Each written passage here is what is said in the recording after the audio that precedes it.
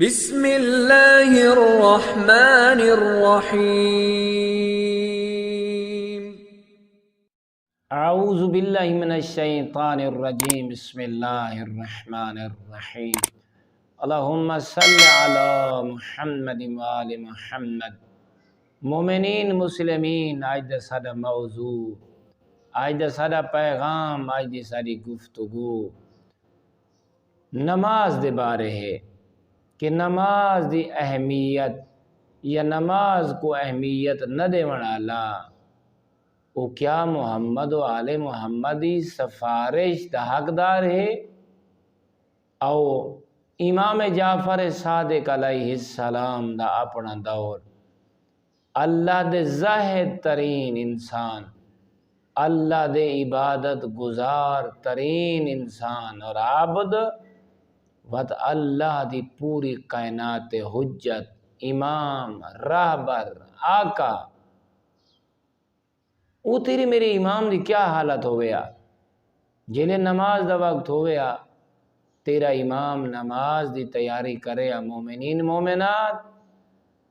خوف خدا دی وجہ تو تیرے میرے امام دا چہرہ زرد ہو ونیا، چہرے دے وچ تغیر نظر آویا، تیرے میرے امام جڑے مصلی عبادت دی طرف چلے نا، امام علیہ السلام دے پورے وجود دے وچ ایک لرزہ تاری ہو ویندا، خوف خدا دے وچ کپ کپی تاری ہو ویندی ہے۔ اس واسطے جڑا نماز کو اہمیت نہیں دیندا بہت اوکو چھوٹا سمجھدا ہے، آذان آ رہی ہے یا نماز دا وقت آ رہی ہے، مومن کو پتہ نہیں، مومنہ کو پتہ نہیں، مسلمان بھیرا کو پتہ کوئی نہیں، وہ اپنے کماں دے وچ مشغول ہے۔ اس واسطے تیرے میرے آقا دی زوجہ محترمہ ام حمیدہ روایت فرمے دین جلے چھٹے امام دا میرے شوہر نامدار دا حجت خدا دا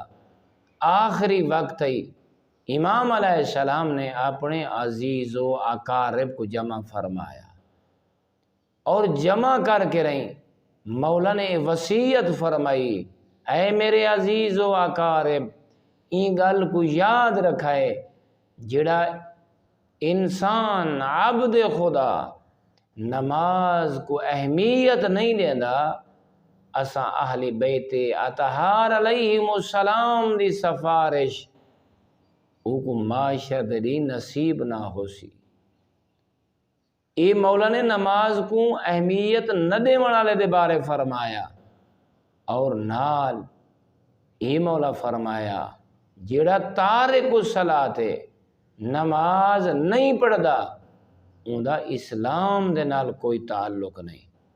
تو خداوند عالم ساکو صحیح مانے نماز پڑھن، نماز کی طرح متوجہ ہون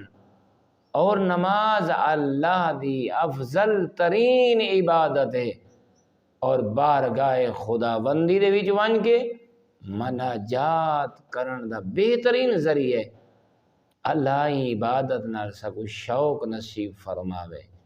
والحمد للہ رب العالمین۔